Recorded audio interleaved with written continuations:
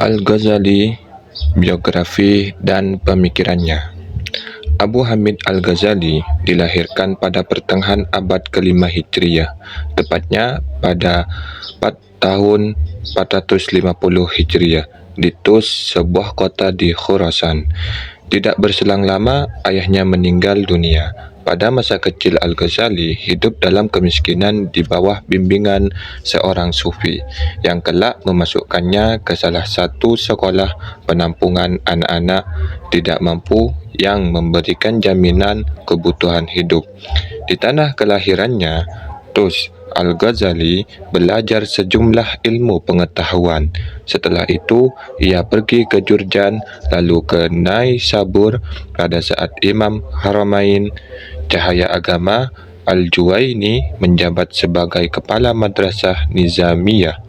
Di bawah asuhan Al-Juwaini, Al-Ghazali belajar ilmu fikih, usul mantik dan kalam, hingga kematian memisahkan keduanya, yaitu Al-Juwaini meninggal dunia pada tahun 478 Hijriah. Al-Ghazali keluar dari Naisabur menuju Muaskar. Ia menetap di sana sampai diangkat menjadi tenaga pengajar di Madrasah Nizamiyah di Baghdad pada tahun 484 Hijriah. Di sini, Al-Ghazali mencapai puncak prestisius karir keilmuannya, sehingga kuliahnya dihadiri oleh 300 ulama terkemuka. Karena suatu persoalan, ia keluar dari Madrasah Nizamiyah menuju pengasingan di padang pasir selama 9 tahun.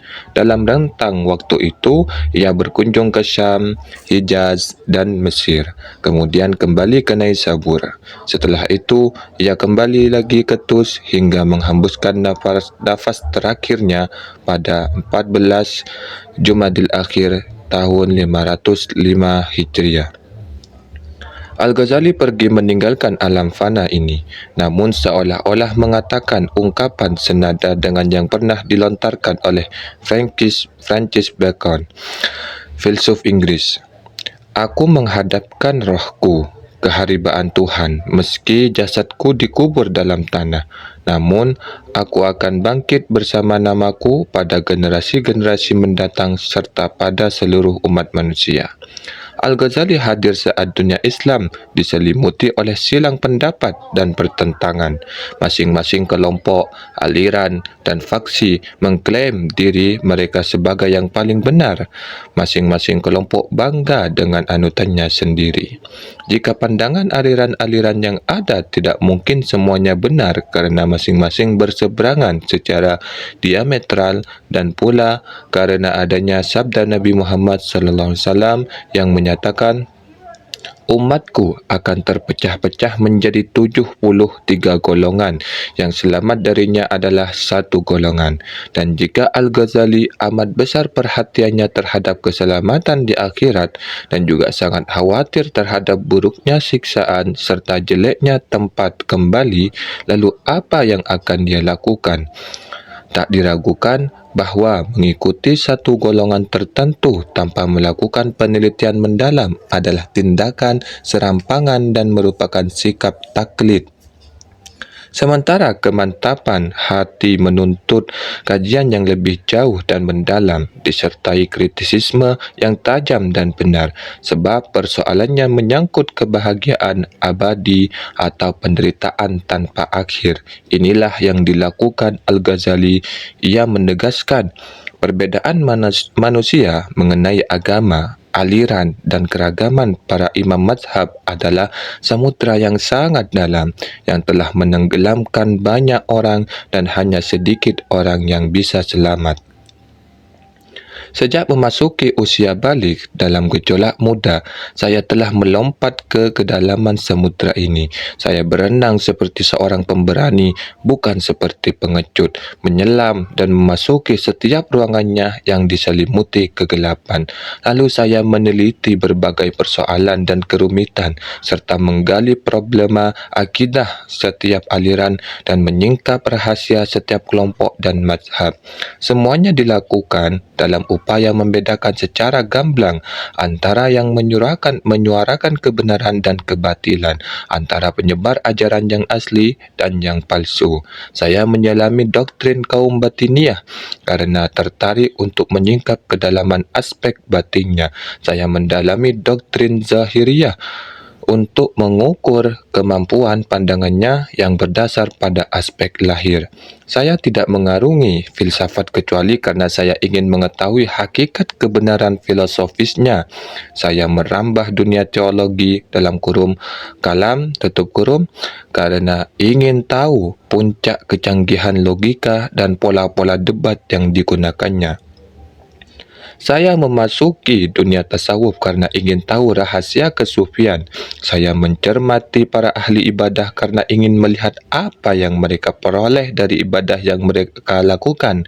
Saya mengenali orang-orang zindik dan ateis dalam kurung mu'atilah tutup kurung untuk meneliti lebih jauh tentang sesuatu yang ada di balik keyakinannya agar bisa mengetahui faktor dan sebab apa yang menggiringnya pada keyakinan dan sikap tersebut. Rasa haus terhadap pengetahuan tentang hakikat persoalan adalah linat dan kebiasaan saya sejak muda. Ia merupakan karakter dan fitrah yang dilakukan oleh Allah pada kepribadian saya, bukan atas kehendak dan rekayasa saya sendiri, sehingga bisa melepaskan diri dari kungkungan sikap taklid dan mampu menghancurkan warisan keyakinan lama semenjak masih belia. Jelas bahawa membuang taklid mencampakkan warisan keyakinan dan memposisikan berbagai pendapat yang berseberangan dalam sebuah kajian untuk menemukan yang bisa dibenarkan berdasarkan atas kajian kritis adalah persoalan ragu atau membuang keraguan. Keraguan sebagaimana semua persoalan psikologis lainnya tidak langsung tampak. Ia merasuki jiwa secara perlahan dan tersamar sehingga kerap tidak dirasakan oleh yang bersangkutan. Setelah itu, ia berkembang semakin menguat hari demi hari, sedikit demi sedikit sampai akhirnya menyempitkan ruang gerak jiwa dan merusaknya. Hal itu berangkat dari kolaborasi sejumlah sebab dan faktor yang saling menopang. Berbagai sebab dan faktor kadang-kadang ada yang samar dan subtil sehingga tidak bisa terdeteksi oleh para peneliti. Karena itu, ada banyak pendapat mengenai batasan waktu dan penunjukan. Sebab terjadinya keraguan, dari sini para peneliti berbeda pendapat dalam penentuan batasan waktu terjadinya krisis psikologis yang dialami Al-Ghazali. Kamil Iyad dan Jamil Saliba menetapkan batasan waktu tertentu dalam hal ini, sementara De Boer memiliki pendapat berbeda. Zweimer berpendapat lain, seperti juga MacDonald yang memiliki pendapat lain lagi. Semuanya menurut pandangan saya tidak bisa dipertemukan. Bagi saya, keraguan memainkan dua peranan penting pada diri Al-Ghazali. Satu, peran yang mengandung keraguan tidak tampak dan masih bersifat toleran, sebagaimana jenis keraguan yang dialami oleh para peneliti. Yang kedua, peran yang mengandung keraguan keras dan intoleran, sebagaimana jenis keraguan yang dialami oleh para filsuf dan pemikir. Peran pertama dapat digambarkan bahwa Al-Ghazali berhadapan dengan banyak aliran, kelompok, dan berbagai pendapat yang saling berseberangan. Karena itu, ia ingin menjaring kebenaran dari berbagai perbedaan tersebut, lalu mementahkan hegemoni pemikiran tradisional yang diwarisi turun-temurun serta mencampakkan kesakralannya. Ia pun mulai melakukan kajian untuk menemukan kebenaran dari berbagai kelompok tersebut. Pada tahap ini, keraguan telah terinternalisasi, jika istilah ini tepat, dalam dirinya tentang mana di antara semua kelompok ini yang benar. Tanda tanya.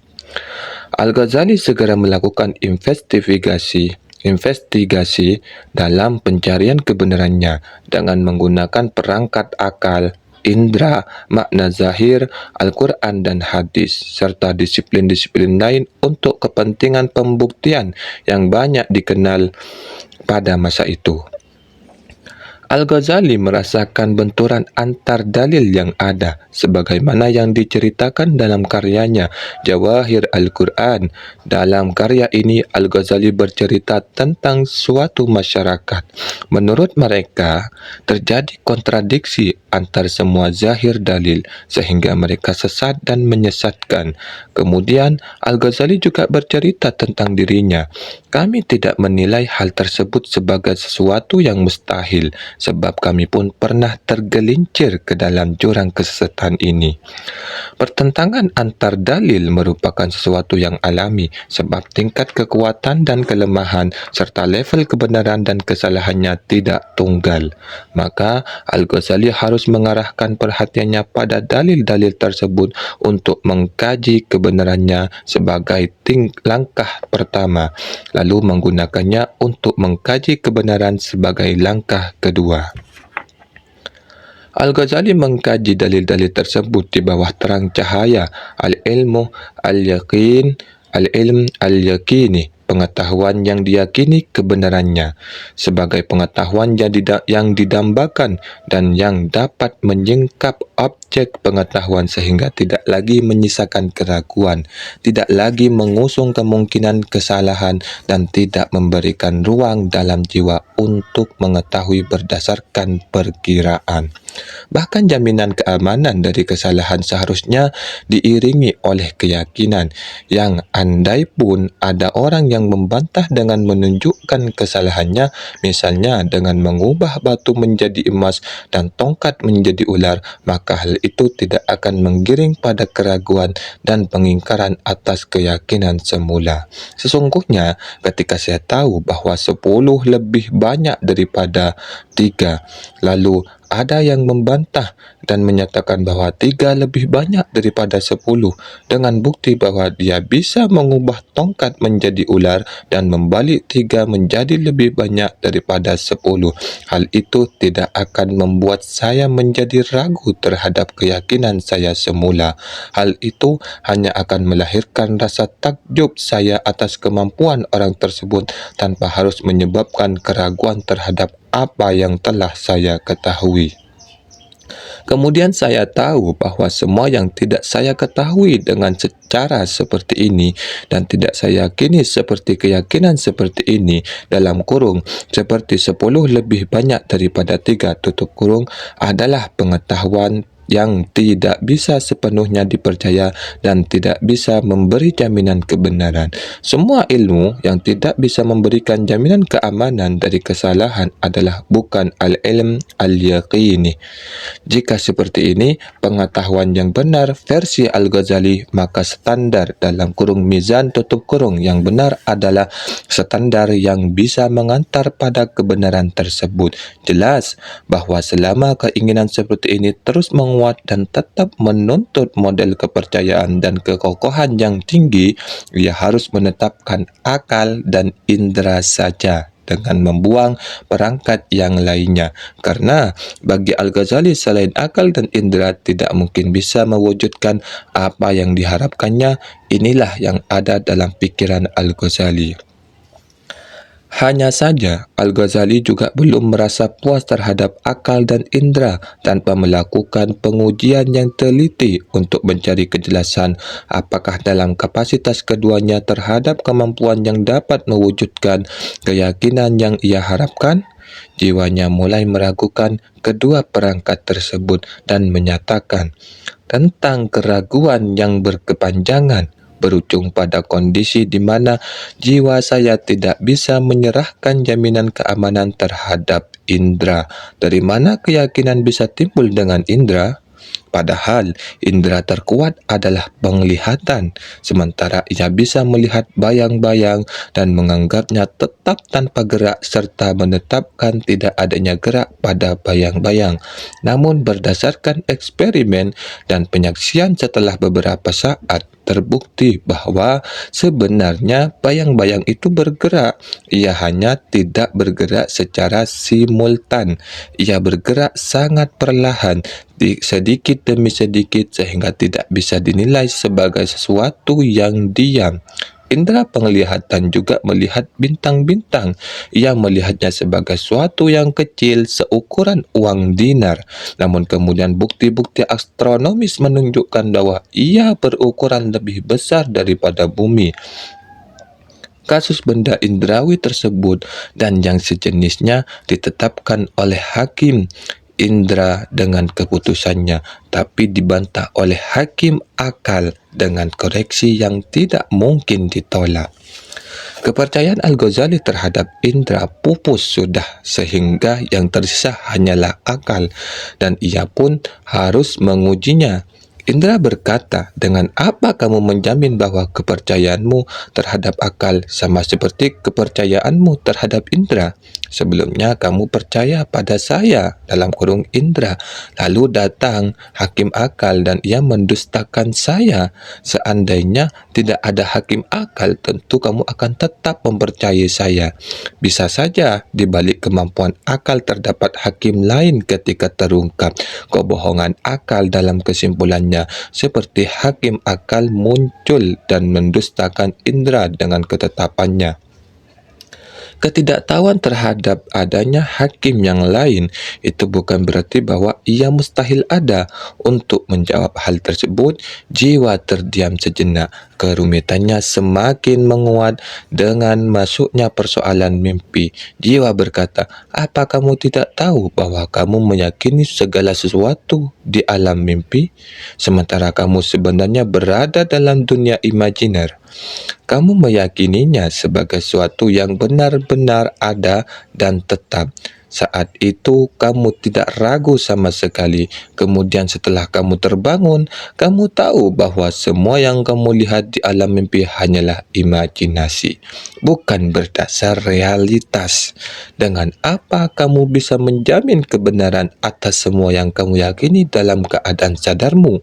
Dengan perangkat indera atau akal bila dikaitkan dengan keadaanmu yang sebenarnya? Tanda tanya. Tapi mungkin datang kepadamu suatu keadaan yang hubungannya dengan kehidupan sadarmu sama dengan hubungan kehidupan sadarmu dengan alam mimpimu. Maka keadaan sadarmu merupakan alam mimpi bila dikaitkan dengan keadaan tersebut. Ketika keadaan itu dimasuki, kamu baru yakin bahwa semua yang diketahui dalam alam kesadaran sebenarnya juga sesuatu yang imajiner, tanpa berdasar realitas. Barangkali itu adalah keadaan yang diklaim para sufi sebagai keadaan mereka. Bisa jadi keadaan tersebut adalah kematian, sebagaimana disabdakan oleh Rasulullah sallallahu alaihi wasallam, umat manusia sedang tidur, ketika mereka mati barulah mereka tersadar. Ketika kegundahan ini mengganggu dan merasuki jiwa, aku mencoba mengobatinya, tapi usaha itu tidak mudah sebab hanya bisa dibantah dengan bukti ataupun dalil, sementara tidak mungkin membangun dalil kecuali dari komposisi pengetahuan aksiomatik, dalam kurung al-ulum al-awwaliyah tutup kurung. Dan jika tidak ada postulat, tidak mungkin membangun dalil. Pikiranku menjadi ruwet dan sekitar 2 bulan aku terkatung-katung dalam madhab sufisme, dalam pengertian kondisi, bukan dalam pengertian logika dan pernyataan. Inilah krisis keraguan dahsyat yang dilukiskan sebagai peran kedua. Dalam krisis tersebut, Al-Ghazali tidak memiliki kepercayaan apapun di hadapannya. Tidak ada yang valid, baik dalil atau yang ditunjukkan oleh dalil, dalam kurung madlul tutup kurung. Tapi rahmat Allah segera tercurah kepadanya. Allah mengaisnya dari jurang yang dalam ini. Mereka masih meski masih melalui beberapa tahap. Pertama, ia diberi kemampuan untuk memperoleh dalil. Kemudian yang kedua, ia diantar menuju kelompok yang benar di bawah cahaya petunjuknya. Ia melukiskan jiwa kembali stabil dan sehat setelah sakit selama 2 bulan, dan kepastian-kepastian rasional dalam buka kurung ad-daruriyat al-aqliyah tutup kurung dapat diterima dan dipercaya dengan penuh keyakinan dan keterjaminan. Hanya saja hal tersebut tidak dibangun di atas sistem dalil dan rangkaian pernyataan, melainkan dari cahaya yang dipancarkan oleh Allah ke dalam dada. Cahaya itulah kunci kebanyakan pengetahuan atau ma'rifah. Oleh kerana itu, barang siapa yang menduga bahawa kasyf kurung buka ketersingkapan pengetahuan tentang hakikat kebenaran tutup kurung harus menunggu serangkaian dalil, ia telah mempersempit rahmat Allah yang luas. Al-Ghazali memegang teguh akal dengan penuh suka dan mencampakkan perangkat yang lainnya selama akal atau yang disebutnya dengan kepastian-kepastian rasional bisa dipercaya akan mendatangkan kepercayaan sempurna. Kurung buka al-wasuk at-tam tutup kurung, ia bisa dijadikan perantara menuju al-ilm al-yaqini yang didambakannya. Dengan ini, Al-Ghazali telah keluar dari keraguan yang berkutat di sekitar berbagai standar yang bisa dijadikan timbangan kebenaran. Saat ini, ia telah menerima dengan penuh kerelaan terhadap kepastian-kepastian rasional sebagai standar. Adapun keraguan terhadap berbagai aliran untuk mengetahui mana yang berjalan di rel kebenaran, ia belum bisa keluar. Ia baru akan melakukan pengujian secara detail dan teliti terhadap aliran-aliran tersebut dalam terang cahaya standar ini. Ia menegaskan, setelah Allah mengobati saya dari penyakit ini, saya dapat membatasi golongan-golongan pencari kebenaran menjadi 4 kelompok. Yang pertama, para teolog atau mutakallimun, iaitu kelompok orang yang mengaku sebagai golongan rasionalis. Kurung buka al-ahli ar-ra'yu wal an-nazar tutup kurung, penganut kebatinan atau batiniyah, iaitu kelompok orang yang mengklaim diri sebagai pemegang pengajaran dalam kurung taklim tutup kurung, dan yang mengkhususkan diri pada adopsi ajaran imam yang suci atau al-imam al-ma'sum. Ketiga, kelompok filsuf, iaitu kelompok orang yang mengklaim diri sebagai pemilik logika dan penalaran demonstratif. Yang keempat, golongan sufi, iaitu mereka yang mengaku sebagai kelompok elit yang terhormat. Kurung buka khawas al-hadrah tutup kurung, dan yang bisa menyaksikan dan menyingkap kebenaran hakiki. Al-ahl wal al-musyahadah wa al-mukasyafah tutup kurung.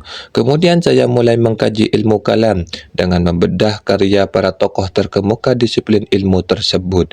Setelah itu, saya menulis buku dalam disiplin ini sesuai dengan pandangan saya dan menemukan bahawa disiplin ilmu ini telah mampu memenuhi tujuannya, tapi belum bisa memenuhi impian saya.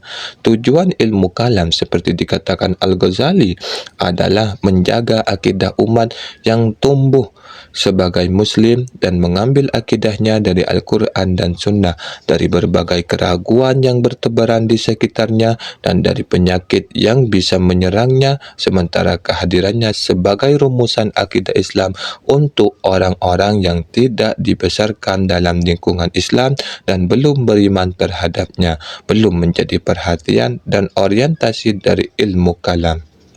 Orientasi ilmu kalam telah menunaikan tugasnya untuk membangun premis-premis yang diambil dari orang yang menyerang dan meragukannya guna balik menyerang mereka melalui postulat-postulat mereka sendiri. Premis-premis semacam ini rapuh dan lemah. Al-Ghazali mengatakan kebanyakan wacana yang dikembangkan oleh para ahli kalam adalah persoalan bagaimana merumuskan tanggapan atas lawan-lawan polemiknya dan melecehkan mereka dengan menggunakan postulat-postulat mereka sendiri. Inilah tujuan ilmu kalam. Sedangkan tujuan Al-Ghazali adalah mengetahui hakikat kebenaran agama yang didukung oleh akal sehingga sampai pada tingkat kepastian matematika dalam detail dan kejelasannya. Tentu kedua tujuan ini sangatlah jauh berbeza karena inilah dengan menunjuk ilmu kalam. Al-Ghazali menyatakan, dan ini tak banyak bermanfaat bagi orang yang sama sekali tak menerima kecuali kepastian-kepastian yang tak terbantah atau ad-daruriyat. Maka ilmu kalam tidak memenuhi kebutuhan dan tidak mengobati penyakit saya. Dengan demikian, ilmu kalam tidak berhasil sepenuhnya menghapus gulita kebingungan dalam belantara perbedaan pendapat umat manusia. Saya tidak menutup kemungkinan bahawa ia dapat menghapus kebingungan orang selain saya. Bahkan saya juga tidak ragu bahawa ia dapat bermanfaat bagi sekelompok orang. Namun manfaat tersebut bercampur taklid dalam persoalan-persoalan yang tidak termasuk kategori aksiomatik. Sekarang tujuannya adalah bercerita tentang pengalaman saya, bukan untuk tidak mengakui orang-orang yang dapat menjadikan ilmu kalam sebagai obat kegelisahan, karena obat itu berbeda-beda sesuai dengan jenis penyakitnya. Banyak obat yang bermanfaat bagi seorang pasien, tapi justru berbahaya bagi pasien yang lain. Dari sini jelas bahawa Al-Ghazali menyusun buku tentang ilmu kalam disertai pengakuan bahawa ilmu kalam tidak bisa memenuhi maksud yang diinginkannya. Bagi Al-Ghazali, kandungan ilmu kalam tidak mengandung hal-hal yang bisa menjadi santapan akal dan tuntutan jiwanya.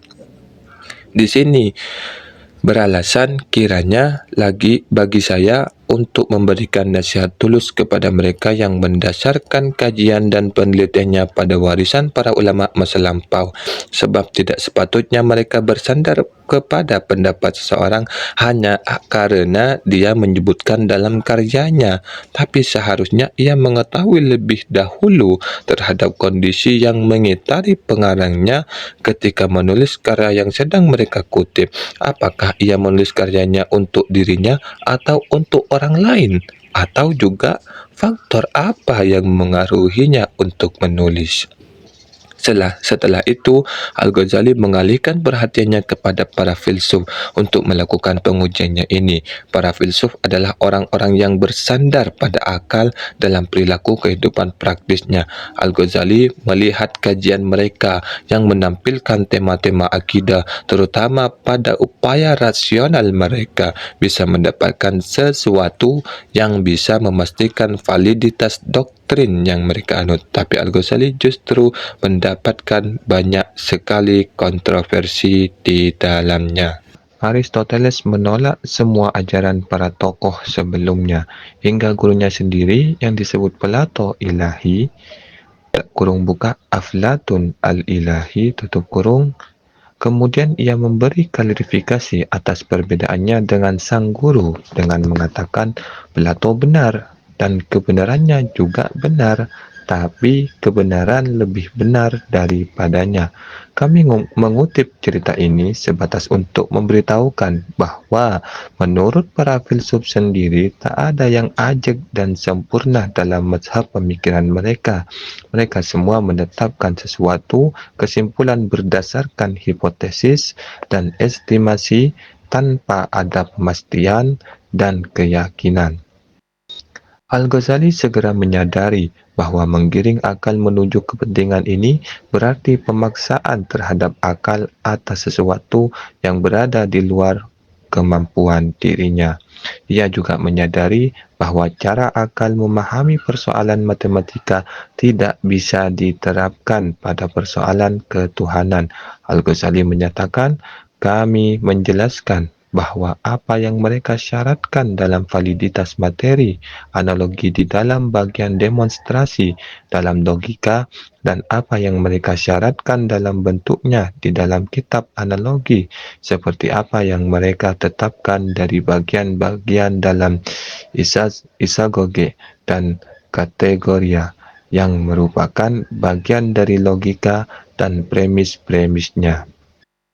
Tidak memungkinkan kepada mereka untuk memberikan keyakinan dalam pengetahuan mereka tentang persoalan ketuhanan, kurung buka, metafisika, kurung tutup. Karena itu, ia keluar dengan kesimpulan sebagai berikut.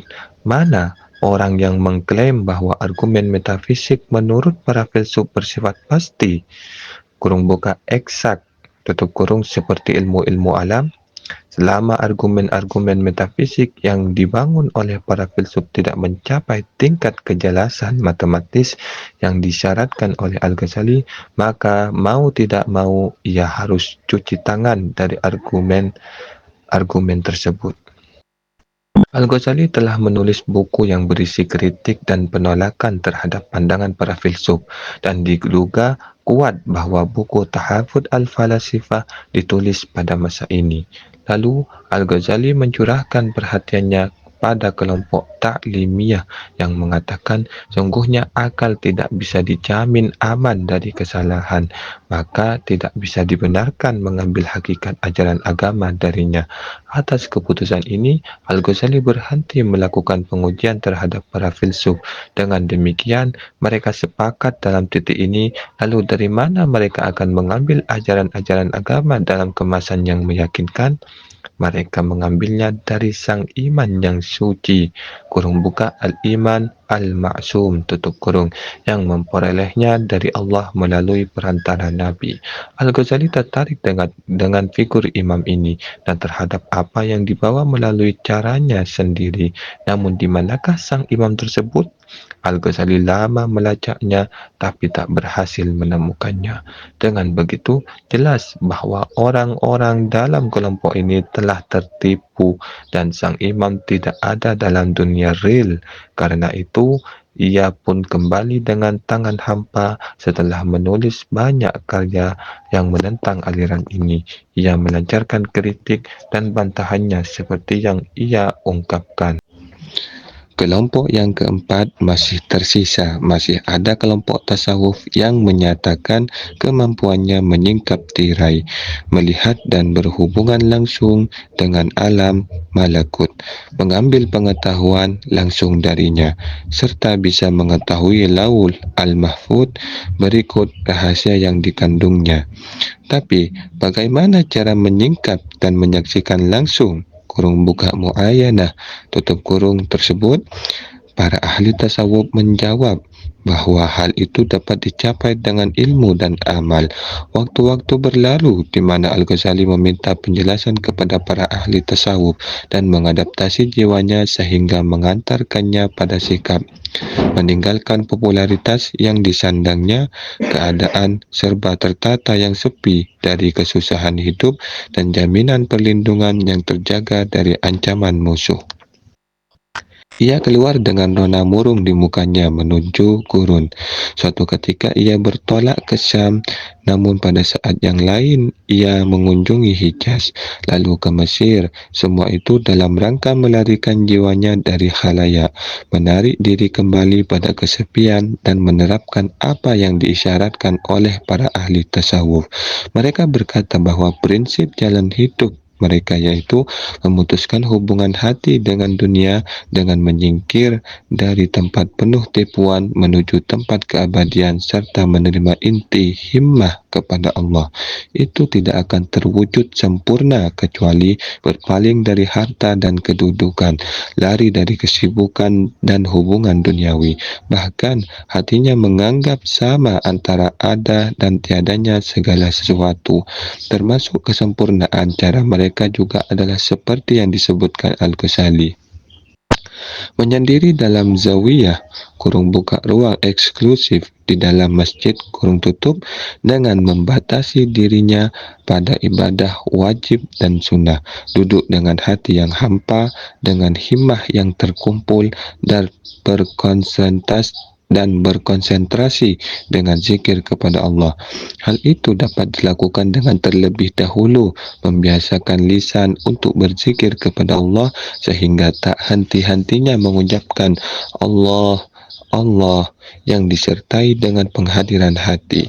Hal itu berpuncak pada kondisi yang seandainya Anda menghentikan gerakan mulut, Anda merasa seolah-olah kata-kata itu tetap mengalir di lisan karena begitu dibiasakan. Kemudian Anda menjadi terbiasa dengan kondisi tersebut sampai tak tersisa dalam hati Anda kecuali makna kata tersebut.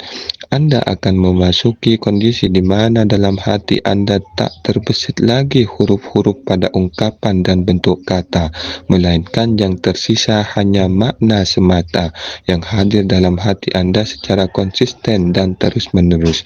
Anda hanya bisa berusaha sampai pada batas ini saja, dan setelah itu tak ada lagi yang bisa diusahakan kecuali konsistensi untuk menolak berbagai godaan yang bisa membelokkan hati. Usaha Anda telah mencapai titik klimaks, maka yang tersisa hanyalah penantian terhadap keterbukaan seperti yang ditampakkan kepada para wali. Yang ditampakkan kepada para wali hanya merupakan bagian yang ditampakkan kepada para nabi, sedang tingkat-tingkat para wali Allah di dalamnya tidak bisa terhitung.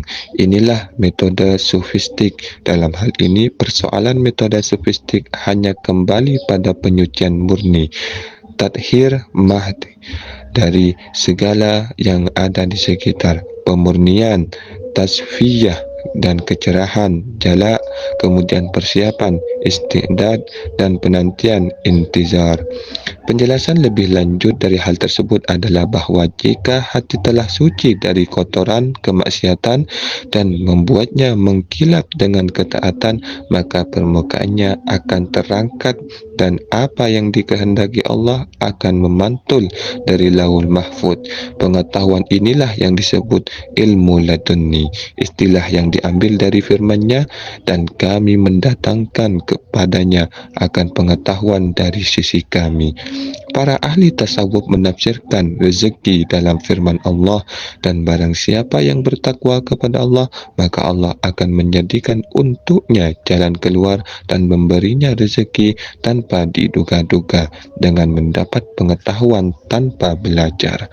Al-Ghazali mempraktikkan metode ini pada dirinya sehingga hatinya menjadi bersih dan mengkilap. Seperti Klik katakannya kepada kita, tersingkaplah kepadaku di tengah-tengah penyendirian ini perkara-perkara yang tidak mungkin dihitung dan dirinci.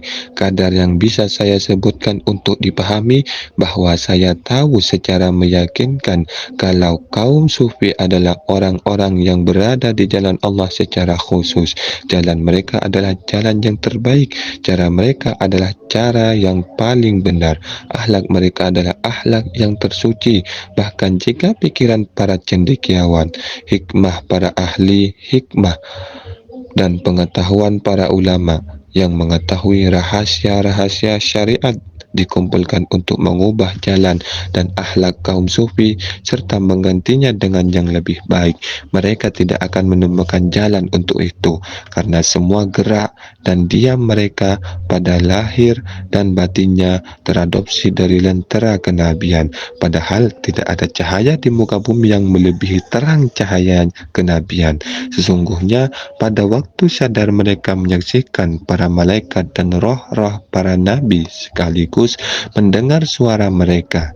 Kaum sufi juga dapat mengambil langsung berbagai pengetahuan dan pemahaman dari mereka, hingga perkataannya, dan apa yang ada dari yang tidak saya sebutkan, berprasangka baiklah dan jangan bertanya tentang beritanya. Dengan demikian, Al-Ghazali mengetahui pengetahuan-pengetahuan yang memuaskan jiwanya serta menjamin keamanannya dari kesalahan. Dengan itu, Al-Ghazali telah melepaskan diri dari keraguan yang berputar di sekitar pengetahuan golongan yang selamat setelah ia berhasil melepaskan diri dari keraguan yang mengitari standar-standar kebenaran hakiki.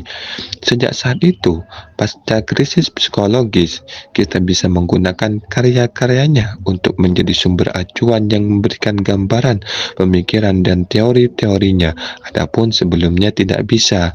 Walaupun demikian, tidak semestinya kita percaya bulat-bulat terhadap karya-karya Al-Ghazali pada saat itu untuk menjadi pegangan dalam petunjuk pemikirannya. Sebab Al-Ghazali memiliki pendapat yang memiliki ukuran kelainan tertentu dalam penyajiannya tentang deskripsi dan eksplorasi kebenaran hakiki.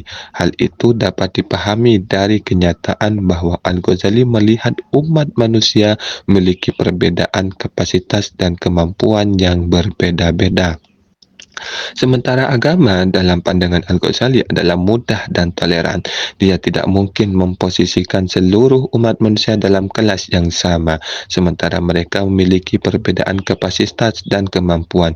Sebab perlakuan yang sama justru akan membebani orang yang lemah akal dengan sesuatu yang berada di luar kemampuannya dalam memahami wacana dan penjelasan teoritis, atau justru menghalangi orang-orang yang memiliki kemampuan intelektual untuk memperoleh kepuasan intelektual dalam kajian dan penalaran. Karena itu, Al-Ghazali mengklasifikasikan manusia menurut kapasitas dan kemampuannya menjadi tiga. Pertama, masyarakat kebanyakan atau disebut sebagai awam, yaitu kelompok para pencari keselamatan yang berkemampuan intelektual rendah. Kedua, masyarakat elit atau khawas, yaitu mereka yang memiliki kecerdasan dan ketajaman mata hati. Ketiga, di antara kelompok kedua muncul kelompok ahli debat terhadap kelompok elit. Saya memberikan pencerahan dengan mengajari mereka tentang standar-standar yang adil. Berikut tata cara penilaian dengan menggunakan standar tersebut untuk menemukan kebenaran. Dengan itu, silang pendapat akan hilang dalam waktu tidak terlalu lama. Mereka adalah masyarakat yang memiliki tiga hal. Pertama, intelijensi tinggi. Kemampuan semacam ini merupakan karunia fitri dan watak bawaan sejak lahir yang tidak mungkin diusahakan untuk mendapatkannya. Kedua, kesterilan batin dan taklid dan sikap fanatik terhadap suatu mazhab tradisional dan turun-temurun, sebab sebenarnya seorang yang bertaklid adalah tidak mendengar, sedangkan orang yang bodoh walaupun mendengar ia tidak mengerti. Ketiga, keyakinan bahwa dirinya adalah orang yang memiliki ketajaman mata hati kurung buka basyirah tutup kurung terhadap standar dan timbangan penilaian. Orang yang tidak percaya bahwa Anda adalah ahli hitung, maka ia tidak akan belajar dari Anda. Sedangkan kelompok orang yang tidak memiliki kapasitas intelektual yang tinggi adalah masyarakat kebanyakan yang disebut dengan awam. Mereka adalah orang-orang yang tidak memiliki ketajaman intelektual untuk memahami hakikat-hakikat kebenaran. Maka saya membawa mereka menuju jalan Allah dengan nasihat mau'idhah. Sebagaimana saya membimbing orang yang memiliki ketajaman intelektual dengan hikmah dan orang yang suka bertengkar dengan debat. Allah Subhanahu wa taala mengumpulkan ketiga kelompok tersebut dalam satu ayat. Serulah manusia kepada jalan Tuhanmu dengan hikmah dan pelajaran yang baik, dan bantahlah mereka dengan cara yang baik. Quran Surah An-Nahl ayat 125. Dan ayat ini diketahui bahawa orang yang mesti diajak ke jalan Allah dengan hikmah adalah satu kelompok, dengan nasihat, mauizah satu kelompok, juga dengan debat satu kelompok. Sebab jika hikmah diberikan kepada orang yang kapasitasnya hanya untuk menerima mauizah, maka hikmah itu hanya akan memberikan dampak negatif, seperti bila seorang bayi yang masih dalam usia menyusui namun diberi makan daging burung. Jika cara debat digunakan terhadap orang-orang kelas hikmah, mereka akan merasa muak, sebagaimana perut orang dewasa yang akan merasa mual jika minum air susu ibu. Tapi jika menggunakan cara berdebat terhadap orang yang memang dalam kelas debat, tapi tidak dengan cara yang baik seperti diajarkan Al-Quran, akan seperti orang yang memberi suguhan roti gandum terhadap orang pedalaman. Padahal ia terbiasa makan kurma atau memberikan suguhan kurma terhadap orang kota. Padahal ia hanya terbiasa memakan roti dari gandum.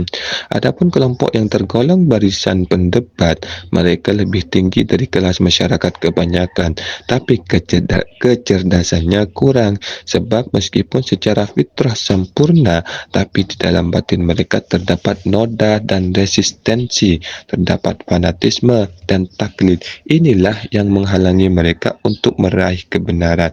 Sifat ini pula yang menjadi tutup pada meraih kebenaran.